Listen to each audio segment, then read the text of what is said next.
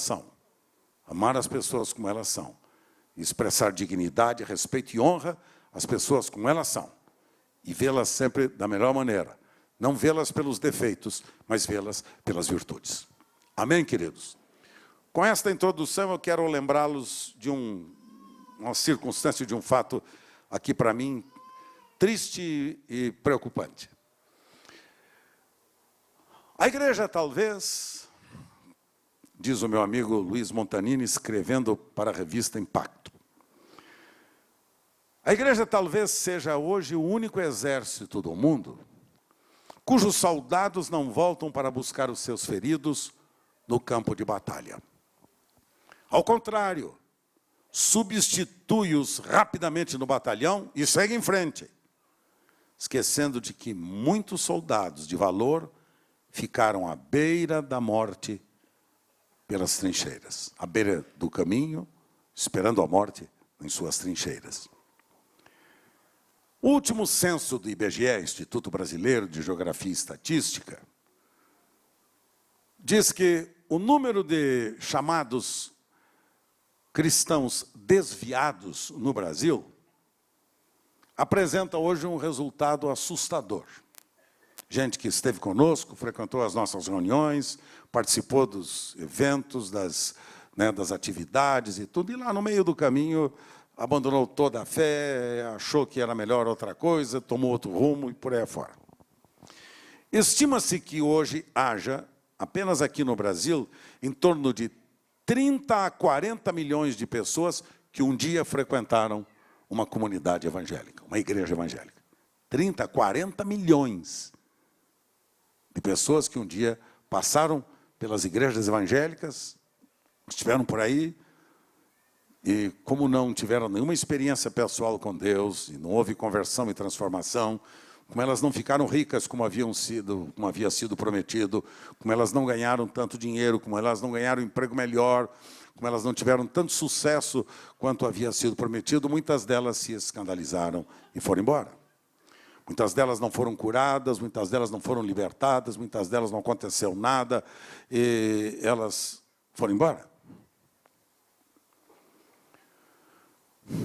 Uma igreja de 10 anos, com 10 anos de vida, que manteve uma média de 200 membros, viu passar pelo seu hall de membros o dobro desse número, isto é, 400 pessoas que passaram por esta igreja, hoje estão desviadas também.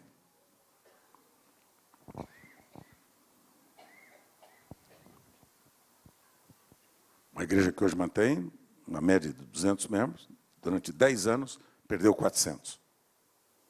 Perdeu 400. 400 abandonaram o cristianismo.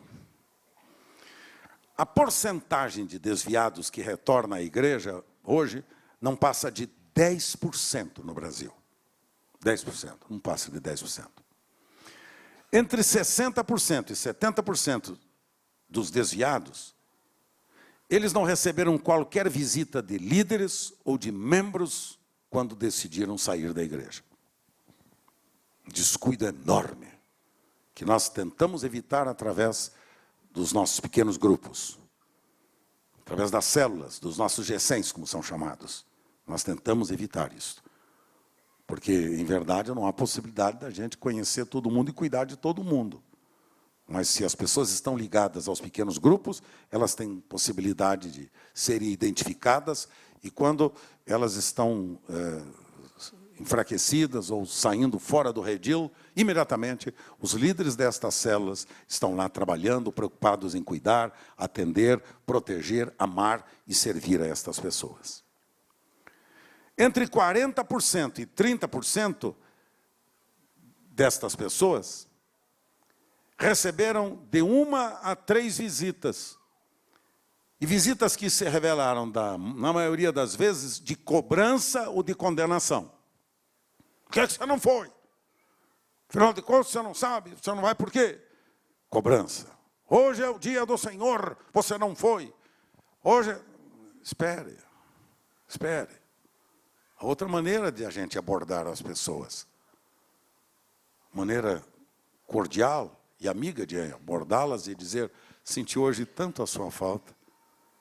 Você é tão precioso para mim, tão preciosa para mim, que o seu lugarzinho ficou vago hoje lá e eu fiquei preocupado com você. Há alguma coisa que eu possa ajudá-lo? Que às vezes as pessoas não vieram, sabe por quê? Porque não tinham dinheiro de condução. Entendeu? Porque estavam passando por necessidades em casa, não tinham o necessário para o alimento. Sim, senhores. Hospícios e presídios são os lugares do destino de boa parte dos desviados. Sabiam disso? Hospício e presídio. Pastor Antônio Carlos, este que faz um grande movimento no Brasil, né, hoje em dia, contra a corrupção, esteve em Brasília esta semana, falou comigo antes de ontem, e me disse da tristeza de ver os presídios brasileiros, em média, nos presídios brasileiros, de 70% a 80% dos presidiários ou são filhos de famílias crentes, ou são pessoas que passaram pela escola dominical das suas igrejas. Está lá o meu amigo querido, o Barnabé, né? E toda a sua equipe que faz um trabalho lindo aqui na nossa casa de detenção, e ele é capaz de dizer isso para vocês. Barnabé é um pastor cuidando daquele rebanho lá na casa de detenção, e eu sou muito grato, viu, Barnabé? Pelo seu carinho, pelo seu trabalho, pela atividade que você tem desenvolvido lá. Você e toda a equipe. Obrigado mesmo. Você é um pastor do rebanho de Deus lá, entre eles. Mas pergunta para o Barnabé qual é a média dos chamados crentes desviados que estão lá no presídio feminino aqui do Carandiru. Só para você perguntar. 70%, 80% deles, e o nome deles é Ananias, outro é Ezequiel, outro é Isaías, todos nomes bíblicos. Quando você pergunta, meus pais eram. Eu frequentei quando era criança, quando era jovem, depois abandonei a minha fé, por aí afora. É exatamente isto que eu não quero que aconteça com vocês. Que vocês percam de vista a responsabilidade de vocês com a família de vocês e com os filhos de vocês.